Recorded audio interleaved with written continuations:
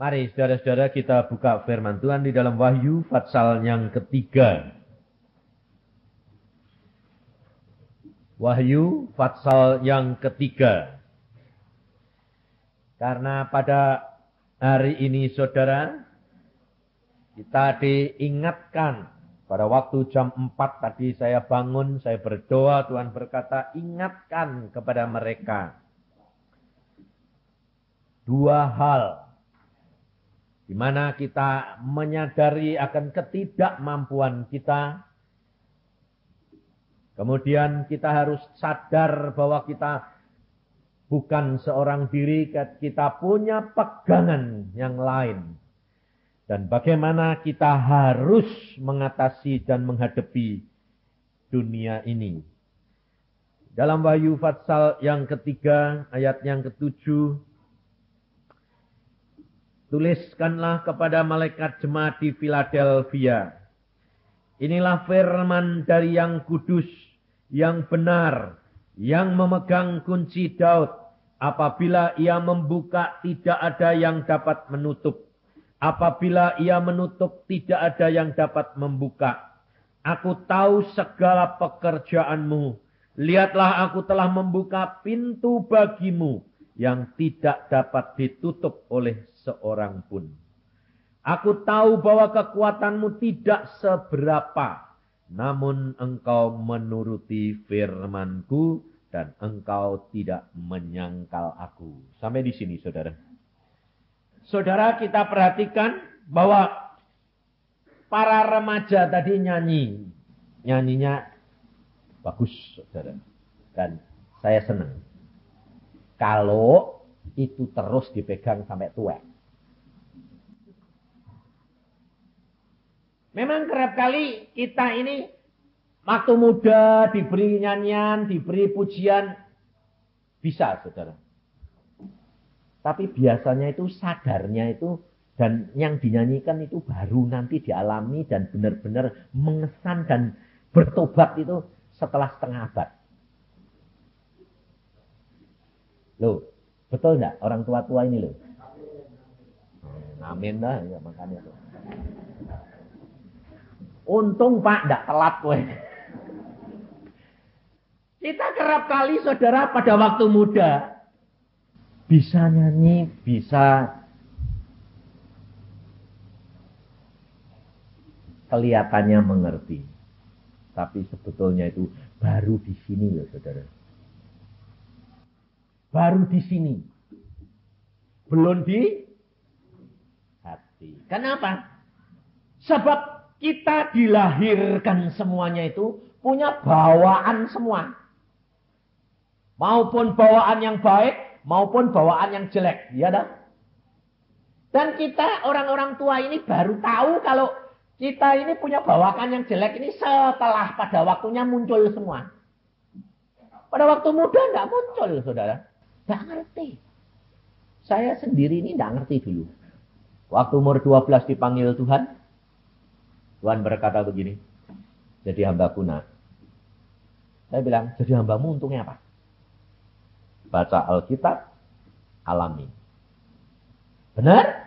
Benar. Ya sudah, baca. Saya baca terus. Nah, lalu sudah saya mulai baca, mulai kesengsem. Lalu seneng. Pikiran saya kan tujuannya. Wah, aku jadi hamba Tuhan. Betul enggak? Sudah mulai seneng itu terus tujuannya di sini apa? Hamba Tuhan, hamba Tuhan. Lalu pengertian saya hamba Tuhan itu harus jadi pendeta. Kemudian satu, kedua harus sekolah Alkitab. Jadi pikiran ini sudah nempel di sini. Jadi demikian lulus SMA. Tujuan saya sekolah Alkitab. Nah, sekolah teologi. Nah, pas disodori. Ada pendeta, sekarang di Amerika dia. Saya lihat kamu kok senang sekali baca Alkitab, senang sekali. Pelayanan, kamu sekolah Alkitab ya? Wah, disodori gitu. Wah, hati ini ya langsung. Wah, saudara tahu dikasih paspor, sudah tinggal tanda tangan. Lalu dia bilang, kamu semua tidak usah bawa uang 1 sen. Dibiayai. 5 tahun jadi dokter. Waduh, saya Bangganya luar biasa. Pikirannya gitu. Waktu saya sampaikan pada ayah, papa bilang, tidak. Hah? Loh, papa kan majelis toh, papa kan khotbah toh, papa kan tua-tua gereja toh. Loh, anaknya jadi hamba Tuhan, tidak boleh? Boleh. Loh, boleh, boleh. Kamu senang aku jadi hamba Tuhan? Iya. Lah, ini disodori sekolah? Tidak. Aku bingung aku. Ini pikirannya orang tua ini di mana? Aku bilang gitu. Kamu harus jadi dokter. Loh, aku ini dipanggil Tuhan jadi hamba Tuhan. Boleh jadi hamba Tuhan setelah jadi dokter. Loh, kenapa gitu? Kamu sekarang tidak ngerti. Bingung enggak, saudara? Lalu akhirnya saya berdoa 3 hari 3 malam. Tuhan, saya ini maunya apa? Gitu loh. Tuhan juga ngomongnya aneh lagi. Turuti kehendak orang tuamu, sekolah. Katanya aku jadi hamba Tuhan. Kamu belum mengerti sekarang. Ini beasiswa, ini semua komplit. Aku enggak mau kamu ke Amerika. Karena kamu belum tahu kelemahanmu. Sekarang belum muncul. Enggak ngerti. Ya sudah, saya sekolah dokter. Tingkat 4, saudara tahu? Disodori lagi. Sekolah Alkitab ke Amerika. Ayah saya nulis surat. Anak, ayah menyesal. Lucu enggak? Sekarang kamu tentukan sendiri berangkat jadi hamba Tuhan. Aneh enggak? Wah, saya lihat gitu senang. Wah, papa sudah setuju ini. Sembayang lagi. Tuhan, ini disodori, mau ya, mau ya. Ini pikiran saya, kepengen saya. Mau ya Tuhan. Tidak, Tuhan bilang. Kenapa Tuhan? Kamu kalau ke Amerika jadi mau sekolah jadi hambaku, tidak jadi hambaku. Kenapa? Kamu tidak kenal watakmu dan kamu tidak kenal kelemahanmu. Nah, lalu saya tolak, saudara. Setelah saya tolak, pendeta hamba-hamba Tuhan bilang, aku tidak ngerti. Kamu kan kepengen jadi hamba Tuhan? Iya, tapi tidak boleh sama Tuhan. Kenapa tidak boleh? Masa sekolah jadi hamba Tuhan tidak boleh? Tuhan bilang, kamu belum kenal watakmu dan kelemahanmu. Nah, setelah saya mau naik ke tingkat 5 jadi dokter Randes, saudara tahu apa terjadi? Saya ketemu orang bule, orang Amerika, pergi ke sekolahan, matanya biru. Orang bule masih gadis, matanya biru. Lah saya ini ketemu itu kok kayak orang dihipnotis, ketarik. Loh. Kayak disedot. Loh. Lah aku ini kok udah sama saya pikiranku dan hatiku. Ingin ikut sama orang itu. Lalu Tuhan ngomong. Kamu ngerti kelemahanmu? Oh. Jadi di Amerika itu banyak mata biru. Wah. Baru sadar, saudara. Oh, jadi aku kalau ketemu orang mata biru itu gini, Tuhan. Ya. Lah kamu sekolah pendeta, matamu ketarik tuh. Lah, enggak denger ini. Nah, jadi apa kamu bilang? Oh ya Tuhan. Baru tahu kalau aku ini punya kelemahan itu. Loh, saudara tahu? Anak muda tadi nyanyi apa? Mengapa? Betul enggak? Nah, itu kira-kira tanyaannya itu sebetulnya tanyaannya orang tua enggak? Orang tua sekarang berkata, nah ya Tuhan. Nah, maka dari itu saudara belajar kita, sadar. Dan kita juga yang tua-tua ini harus mau tahu yang muda. Kamu kasih tahu kayak apa, enggak bakal ngerti. Wong belum muncul. Makanya orang tua-tua ini harus bijaksana. Kita kerap kali maksain. Nurut. Wong nurut bagaimana? Wong belum tahu, belum muncul. Baru saya itu mengenal. Makanya model saya sekarang terhadap anak-anak saya bilang, rasain mas. Kalau kamu belum ngerasain, belum gepeng, belum mengenal Tuhanmu. Makanya anak-anak saya modelin, saya suruh ngerasain sendiri. Saudara, Alkitab ada satu pegangan. Kita sadar ketidakmampuan kita. Jangan saudara membatasi kuasa Allah. Ketidakmampuan kita karena firman Tuhan sudah berkata, aku tahu bahwa kekuatanmu tidak seberapa. Baik dalam kekuatan iman, baik dalam kekuatan keuangan, baik kepandaian, baik kesehatan. Allahmu tahu. Tidak ada manusia di dalam dunia ini yang sempurna. Semua punya kelemahan. Saya pun punya kelemahan yang saudara tak ngerti. Tapi Tuhan tahu, saudara. Ada seorang dokter masih muda. Dia sudah lulus dokter. Dia datang kepada saya, dia bilang begini, Pak, tolong Pak doakan. Kenapa? Aku ini sudah lulus dokter, Pak. Tapi tuli. Setengah tuli. Jadi dengar itu, Jadi kepalanya mesti dideket-deket kayak gitu. Tidak sadar, memang setengah kok. Tapi lulus dokter. Masih muda. Belum punya pacar. Sedang cari. Ini setengah tuli. Mau enggak? Dokter loh. Tapi agak tuli. Tapi anak Tuhan yang cinta Tuhan luar biasa. Tapi peka dia. Tuli telinganya. Tapi hatinya enggak. Peka dia. Lalu dia datang. Dia berkata, Pak, ini bisa sembuh enggak, Pak? Saya bilang, loh kamu punya iman enggak? Punya. Sudah berapa lama? Oh, tahunan tak imani. Tapi kok tidak jadi-jadi sih, Pak? Saya bilang, jalanmu bukan jalannya Tuhan. Saya bilang, Tuhan punya cara sendiri. Tapi jangan kamu membatasi kuasa Allah dengan pikiranmu. Tuhan sembuhin. Itu kamu. Gotong Tuhan. Nuruti kamu. Kamu nurut Tuhan. Kamu masuk dalam rencananya Allah. Lah bagaimana caranya? Berpada dengan apa yang ada. Ucapkan syukur. Percaya Allah buka jalan. Lalu dia bilang, bagaimana caranya? Tanya lagi bagaimana caranya. Jalani dulu, saya bilang. Lalu dia datang, dia bilang, nah, saya ini sudah tanya-tanya Pak, ini diperiksa, ternyata bisa dioperasi Pak.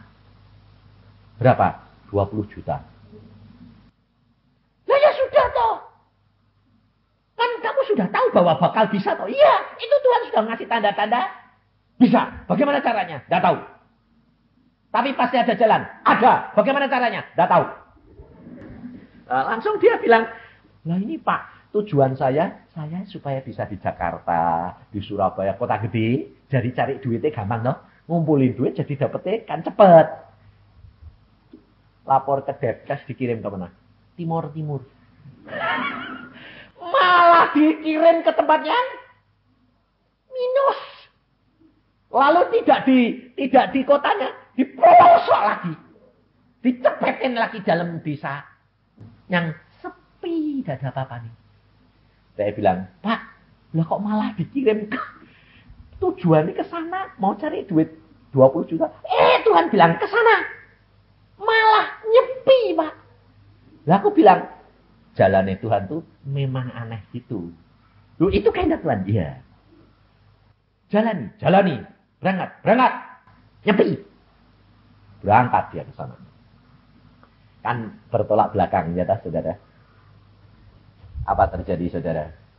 Setelah di sana dia 2 tahun jadi dokter teladan. Nah, dikasih piagam sama gubernur dia. Lalu Tuhan itu luar biasa. Ada tim UNICEF tur khusus ke pelosok-pelosok. Ketemu dia. Langsung di sana cerita-cerita lah. Dokternya kan, apa? Jadi tim dari UNICEF ini bingung ya. Loh ini orang kok apa? Lalu ditanyain kenapa? Setengah. Tapi di sana kenapa bisa jadi dokter teladan? Karena dia anak Tuhan yang indah. Dan menolong dengan penuh kasih. Muda loh saudara. Laki-laki. Akhirnya saudara tahu, tim UNICEF berkata, mau enggak beasiswa ke Amerika 3 bulan? Sekolah lagi. Wah, puji Tuhan, mau. Berangkat. Selesai, suruh berangkat ke Amerika. Di Amerika 3 bulan. Saudara. Lalu kakaknya berkata, udah, kamu enggak usah berangkat, tak kasih duit. 20 juta, operasi. Praktek di Jakarta. Dia bilang enggak. Dia tanya, bagaimana? Pak, gini. Jalan Tuhan bukan jalan. Jalan saja, Tuhan punya rencana. Sampai di Amerika, saudara tahu, semua biaya dia diberikan, dikasih segala macam, saudara. Dan akhirnya, kan kuliah itu setengah dengar, setengah enggak dia. Bingung dia. Enggak dengar. Jadi, modotan ini kepalanya molor terus. Kalau duduk tidak mau di belakang, di depan sekali masih molor. Dan akhirnya saudara tahu, dia nomor 2 di seluruh sekolah. Dan dapat tawaran lagi untuk sekolah yang lebih tinggi. Pada waktu itu dia mengemukakan sama dosennya, dia bilang, telingaku. Nah dosennya lihat molor-molor terus ini. Terus dia bilang ini periksa, oh ini bisa dioperasi. Masuk saja, kamu bayar separuh harga. Loh saudara, uang jajannya dia ada 5.000 US dollar. Cukup itu. Biaya semuanya dan kamu dioperasi. Dan kamu cuma membayar 5.000 US dollar semuanya. Pulang sini dia bilang, tak molor-molor. Ketemu saya bilang, Om, kenapa? Beres. Tak molor-molor lagi. Dak. Saudara tahu telinganya sempurna. Loh, jalannya Tuhan bukan jalan manusia toh. Jadi kalau saudara punya kelemahan, itu jangan lalu terpancang dengan kelemahanmu, penyakitmu, keuanganmu. Enggak usah pusing. Alkitab sudah mengajar saudara dan saya, ada satu harapan yang saudara tidak tahu caranya bagaimana. Tapi Allahmu tahu. Jangan terpancang dengan masalahmu, dengan kekuatanmu tidak seberapa itu. Kita kerap kali saudara mau membatasi kuasa Allah. Aku gini rendah diri. Saudara tahu di Semarang ada seorang hamba Tuhan. Jemaatnya kecil. Coba 100. Itu dibina dari satu-satu. Orang baru. Bukan kambingnya orang lain digotongi. Nah. Ini benar-benar cari kambing. Dia, cari domba dia. Satu-satu dirawat. Masih muda. Suami istri belum punya anak. Satu-satu dirawat. Sudah berkumpul. Sederhana jemaatnya. Anak muda dan orang tak punya. Tak apa-apa. Dia berdoa. Tuhan. Rumahnya dibuat kebaktian dulu. Habis itu sudah mulai berkembang. Nyewa diusir-usir lagi saudara. Udah nyewa di hotel bisa. Belum waktunya manajer yang kenal dia baik orang Kristen ganti. Diusir. Dia bilang, Tuhan kok diusir lagi itu kan. Tapi dia bilang, oh Tuhan itu luar biasa. Pasti punya maksud yang baik. Diusir, ya sudah cari lagi. Lalu Tuhan memberikan penglihatan. Kamu tuh nanti punya gedong itu bunder gitu loh. Nggak persegi gini, bunder. Saya bilang, Tuhan aku cari gedong yang bunder itu, ruangan bunder itu nggak ada. Nah Tuhan bilang, kamu nggak usah cari-cari. Nanti waktunya tiba sendiri. Caranya bagaimana? Nggak usah tahu. Di Semarang dibangun pertokoan. Simpang 5 Plaza. Berapa tingkat? 11 tingkat. Bunder. Wah, dia bilang, loh Tuhan, ini kok ada gedung bunder. 11 tingkat. Bukan milik orang Kristen. Dia pas diusir. Dia bilang, Tuhan, aku tidak punya duit, tidak punya apa-apa, ini diusir. Dia sama istrinya disuruh Tuhan jalan-jalan ke, lihat-lihat ke plaza. Sana, lihat-lihat, sana. Ya. Pas dia naik, yang punya ini turun. Kenal. Ngapain kamu kesini? Pendeta kok jalan-jalan ke toko. Nggak mau lihat-lihat tempat kok Pak. Kenapa? Nah, kita ini diusir. Gedong tempatnya kebaktian nggak boleh. Ayo, lihat-lihat sama aku. Orang ini dicari itu susahnya setengah mati. No time. Malah Iki hari ini bilang, ayo jalan-jalan yuk, lihat. Dari tingkat pertama sampai atas. Wah, bawa terus tingkat satu, tingkat satu. Lalu ini orang bilang apa? Kamu milih satu. Pakai buat kebaktian. Loh ini kan pertokoan. Ya enggak apa-apa toh. Pakaian, pilihan satu. Wah, dia milih tingkat yang ke-9. Saudara tahu, ini buat baktiannya lihat 9 jadi kota Semarang di bawah. Luar biasa, kayak menara doa. Setelah itu, ini ruangan, lalu ada lapangan. Satu-satunya yang di luarnya ada lapangan, muat 2.000 orang. Lalu dia bilang, bagaimana? Pak, kalau ini, pakai saja. Bayar berapa? Tidak usah bayar. Pakai. Bayangin, saudara. Aneh enggak? Uang enggak punya, nyewanya berapa itu kontrak itu? Wong pertokoan. Bagus saya diundang sana bilang, Om, kegenapan firman Tuhan. Apa yang tidak pernah timbul dalam pikiran, apa yang tidak timbul dalam hati, tidak pernah kamu lihat dan dengar, Allah sediakan bagi orang yang mengasihi Dia. Mau? Nggak mikir-mikir? Ya, tanyain mau? Mau. Penae. Bayare ini yang susah. Maka dari itu saudara, kita kerap kali itu mengatakan mau-mau, tapi bayarnya mahal luar biasa. Apa? Penuh penyerahan, penyangkalan diri. Sebab kita kerap kali mau mencari jalan sendiri. Mungkin, gak mungkin, mungkin bagi Tuhan. Tapi kita lalu mengarang, merancang sendiri. Sekolah saudara, ibu-ibu banyak bingung. Ini sekolah, biayanya mahal, masuk fakultas saja sudah jutaan sekarang. Belum lagi aku udah pinter. Kalau udah pinter kan bayarnya tambah mahal. Bisa puluhan. Saya berkata, jangan terpancang dengan apa kelemahanmu.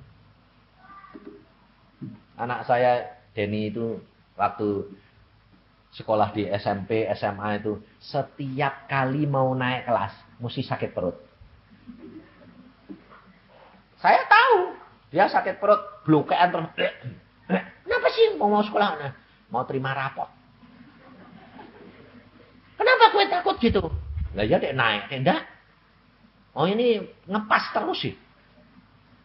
Aku bilang, jalan pintu surga itu sempit, pas. Gak usah khawatir. Dek memang kamu tidak begitu pintar. Kamu berusaha maksimal, selesai.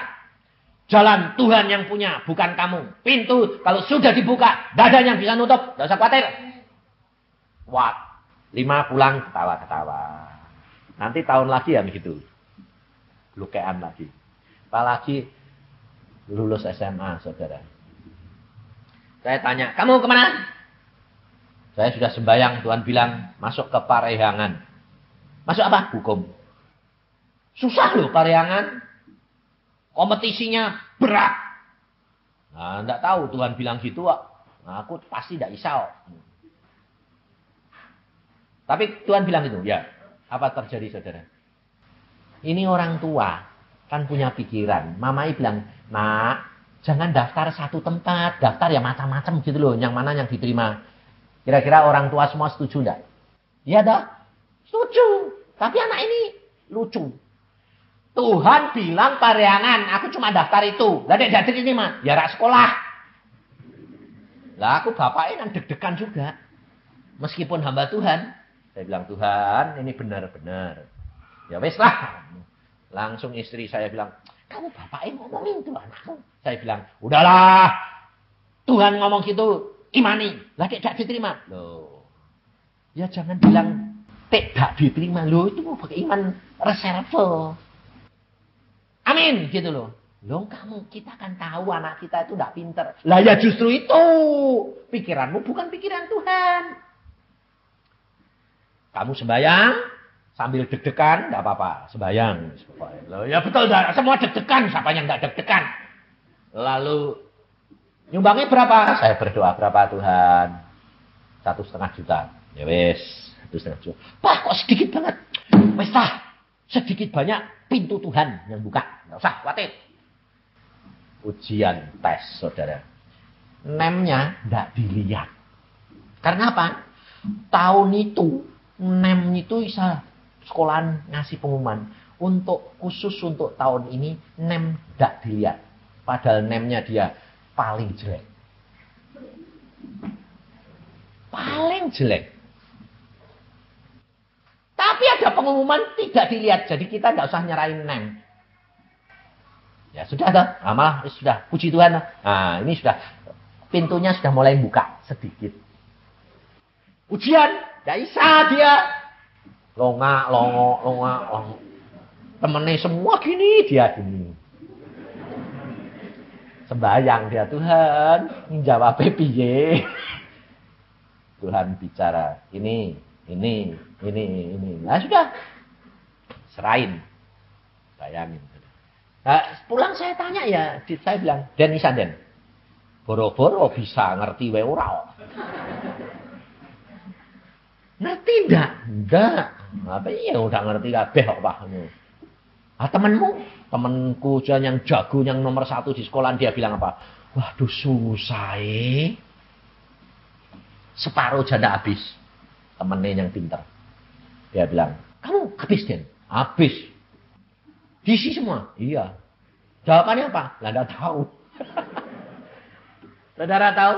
Waktu pengumuman semua tidak diterima kelasnya dia. Yang diterima satu-satunya dia.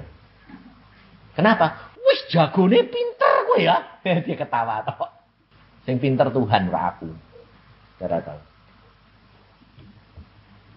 Bagi Allah tidak ada barang yang mustahil. Yang penting saudara, engkau bayar harga ini. Kau harus sadar bahwa manusia tidak ada yang sempurna.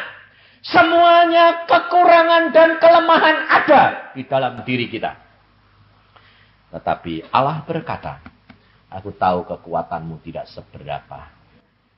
Tetapi yang Tuhan kehendaki dan minta saudara dan saya, apa?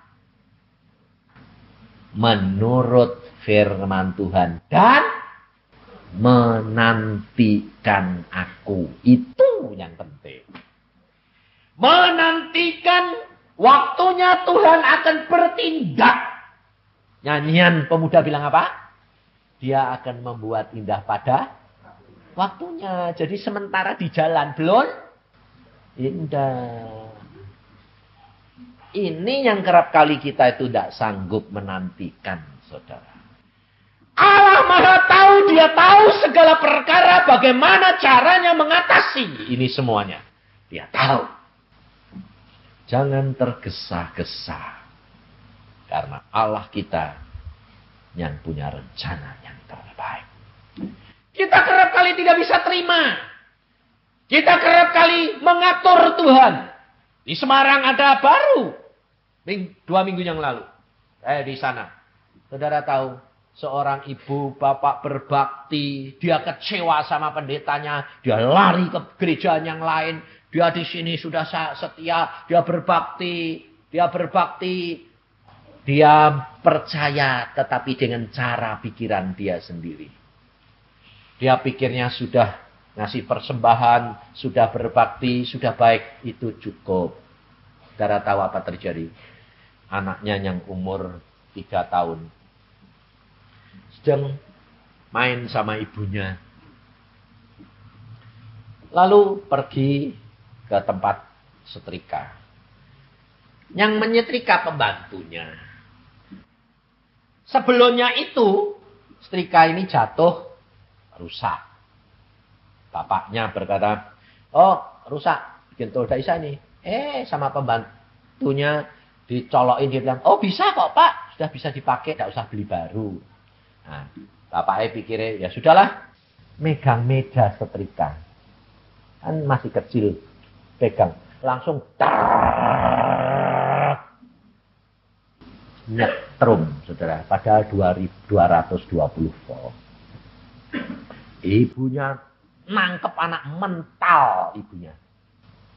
Teriak-teriak. Lampu dimatiin. Anak ini meninggal, saudara. Ibunya tidak bisa ngerti. Dia teriak-teriak. Dia protes sama Tuhan. Waktu itu saya berdoa bilang, Tuhan, siapa yang bisa menerima? Tuhan berkata, orang lain tidak mengerti pikiran. Padahal Engkau tahu aku toh Yusak. Ya Tuhan. Engkau tahu anak itu punya bibit kelemahan-kelemahan apa. Ini 3 tahun sedang indah-indahnya, lucu-lucunya, baik-baiknya. Ibunya, bapaknya kan tidak tahu dia di dalamnya ada apa. Aku tahu nak. Dan ini adalah masa yang terindah yang aku harus bawa pulang anak itu. Caranya bagaimana? Tuhan punya cara sendiri dan dia tidak akan menderita. Saudara tahu? Kita kerap kali tidak ngerti. Orang tuanya tidak bisa terima. Mengapa? Padahal Tuhan tahu itu yang terindah buat anak. Kita kerap kali maunya apa? Sampai gede gitu loh Tuhan. Padahal Tuhan tahu di dalamnya ada ulatnya. Betul tidak? Yang akan muncul. Seperti seorang penginjil perempuan yang dia berkata, saudara percaya, serahkan hidupmu dalam tangan Tuhan. Sudah, jangan mikir-mikir. Aku ini loh ngalami dan aku menyesal seumur hidup. Sekarang aku jadi penginjil, memperingatkan setiap ibu-ibu. Kalau anakmu kecil dipanggil pulang, serahkan. Itu yang terbaik. Kenapa? Saya ngalami. Saya ditinggal mati suami. Anakku cuma tinggal 1, umur 6 tahun, 7 tahun. Pada waktu sakit, saya berkata, Tuhan, ini hiburanku, ini satu-satunya harapanku.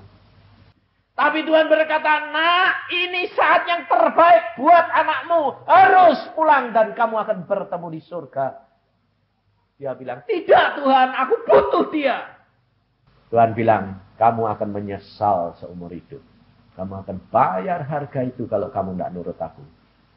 Dia bilang, tidak Tuhan, aku mau engkau mengasihi aku dengan nyatakan melalui anakku.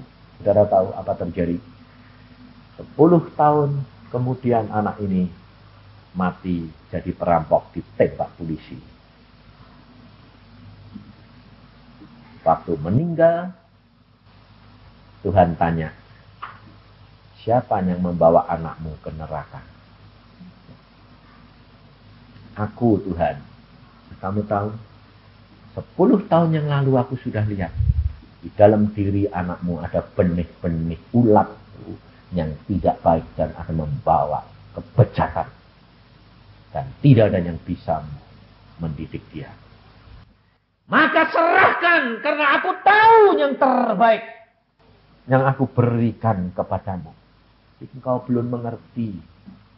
Dan dia sekarang menjadi seorang penginjil di mana-mana dia memperingatkan. Serahkan. Jangan kamu putus asa, jangan kamu susah menghadapi kelemahan demi kelemahan. Apa yang kamu lihat belum tentu nantinya. Sekarang ini kelihatan melemahkan. Tapi jangan putus asa. Yesus sudah berkata, kalau aku sudah membuka pintu, tidak ada yang bisa nutup. Kalau aku sudah menutup, tidak ada yang bisa membuka. Kalau Allah menghendaki, Petrus sudah disiapkan untuk dipenggal kepalanya sekalipun. Kalau Allah menghendaki besok dipenggal, malam ini Tuhan kirim malaikat, keluarin Petrus. Tidak ada yang bisa menjamah dia, saudara. Maka dari itu kita harus pegang firman Tuhan ini.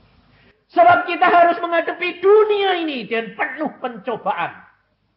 Tidak ada rumah tangga yang tidak diancam perceraian dan percideraan dan keretaan. Baik mengenai keuangan, kesehatan maupun damai sejahtera, pengertian. sakit penyakit. Tapi firman Tuhan berkata, karena engkau menuruti firman-Ku, ayat 10. Untuk tekun menantikan aku, maka aku pun akan melindungi engkau dari hari pencobaan yang akan datang atas seluruh dunia, untuk mencobai mereka yang diam di bumi. Ini. Kita ada jaminan. Tetapi apa yang saudara dan saya harus lakukan? Turuti firman. Berarti saudara harus membaca firman dan tanamkan. Lakukan bagian saudara. Lalu menantikan Tuhan. Ini yang paling sulit, saudara. Sebab menantikan Tuhan kita tidak tahu apa yang harus dilakukan. Kadang-kadang saya sendiri mau membawa firman Tuhan, berdoa sejam. Tidak dikasih apa-apa. Tuhan, kau mau ngomong apa? Diam saja. Lalu kalau saya sudah mulai, loh Tuhan, kok ini waktuku mepet. Loh, Tuhan jawabnya naik. Loh, diam. Tapi kalau saya bilang, Tuhan, aku ini sudah mepet. Tuhan bilang, yang tahu kamu atau aku? Oh ya, engkau. Loh, jawab. Tapi ditanyai diam. Akan lucu toh. Tuhan bilang, menantikan waktunya. Sabar itu tandanya engkau penuh percaya kepadaku. Bahwa segala sesuatu ada di dalam tanganku. Aku tahu waktunya yang paling tepat. Tepat. Seperti hamba Tuhan ini tadi suruh jalan-jalan ke toko. Loh. Apa dia dengar suara sama Tuhan? Jalan-jalan. Enggak. Ada dorongan. Istrinya bilang, aku kok kepengen lihat-lihat toko itu sih. Pak. Nah, aku ya kepengen, yuk jalan-jalan yuk, lihat. Loh, yang dorong siapa? Roh Kudus. Tapi dia ngerti enggak? Ngerti. Taunya jalan-jalan, yang sana diturun. Lalu dia sampai tanya, loh Pak, Bapak itu kok bisa turun ke tingkat yang bawah? Lah ya, aku itu enggak pernah. Aku itu sudah 3 bulan enggak ngurusi plaza ini. Hari ini kepengen ke sini. Ngapain? Ngontrol dari atas sampai bawah. Loh, lah kok ketemu kamu? Lah kok ngobrol sama kamu? Loh, suruh nyediain. Saudara. Timingnya tepat enggak? Kalau itu telat jam tadi bilang, aduh mesti kok sore balik. Ketemu enggak? Hilang sudah. Saudara tahu? Berkat-berkat Allah. Jalan-jalan Allah. Hanya diberikan pada waktu sesaat. Karena apa? Coba kita baca di dalam Yesaya 55. Maka saudara perhatikan. Yesaya 55. Ini Tuhan langsung bicara. Dia bilang, berikan Yesaya 55. Ayat yang ke-6. Yesaya 55 ayat 6. Carilah Tuhan selama ia berkenan ditemui. Berserulah kepadanya selama ia dekat. Aneh enggak? Jadi berarti ada saat-saat Tuhan menjauh. Ada saat-saat Tuhan tidak senang ditemui. Ada enggak? Hah? Ada enggak? Ada. Ini Alkitab loh yang ngomong, bukan saya loh. Nah, sekarang bagaimana? Saudara mau cari dia. Dia tidak kelihatan, betul enggak? Tapi Allah lihat kamu enggak? Nah, bagaimana saudara cari dia? Kemana? Ke persekutuan? Gereja? Pendeta? Hamba Tuhan? Salah! Kemana carinya? Duduk diam menantikan dia. Loh, ini bilang kok. Carilah Tuhan selama dia berkenan ditemui. Nah, dia lihat kita tidak lihat dia. Nah, mau cari di mana? Gak bakal ketemu. Ya duduk diam saja. Nantiin. Nah, dia saat-saat dia bilang, aku kepengen ketemu kamu, deket. Nah, pas dia deket, kamu ngerasakan hadirat Allah, tangkap saja, ngomong, ini loh Tuhan, betul nggak? Tapi saudara bilang, wah Pak susah, menantikan tuh diem, ngantuk malah Pak, tidur. Loh, kalau saudara duduk diem, kalau sembahyang, saudara itu suka laporan sih. Yang saya katakan nantikan Tuhan begini. Saudara baca Alkitab, setelah itu berdoa. Berdoa, kemukakan. Semua keinginan saudara kemukakan. Kayak itu laporan. Lapor. Tuhan, ini lo butuhku. Ini aku keperluanku. Lapor. Kemudian doakan orang-orang lain. Doa syafaat. Doakan. Setelah itu, diem. Ngapain? Nyembah. Yang bisa bahasa roh. Yang tidak bisa, haleluya, engkau baik. Haleluya, engkau baik. Kudus, engkau itu suci kudus. Alirkan Tuhan kesucian kekudusanmu. Dah, diam lagi sebentar. Nanti saat-saat seperti itu, kalau hadirat Allah datang, lah, kamu nunggu ngomong deh, ding ding ding ding ding ding. Waduh, ayamnya. Tapi kamu belum sembahyang. Ini butuhku Tuhan. Ayo berkati kan. Amin. Loh, Tuhannya belum datang, kamu sudah. Amin. Lah Tuhannya datang lu tadi anakku lihat dari sini nongkrong di sini. Agak tak denger kok. Lu kok sudah hilang, aku belum ngomong hilang. Tak dengar apa-apa. Tunggu. Nantikan dia. Sementara dia berkenan ditemui. Tarik, berseru kepadanya. Selama ia dekat. Dia akan mendekat kepada saudara dan saya. Karena dia punya otoritas, punya hak. Saudara dan saya melakukan bagian kita, dia akan melakukan bagiannya. Dan dia mesti menggenapkan firman. Amin. Mari kita berdoa.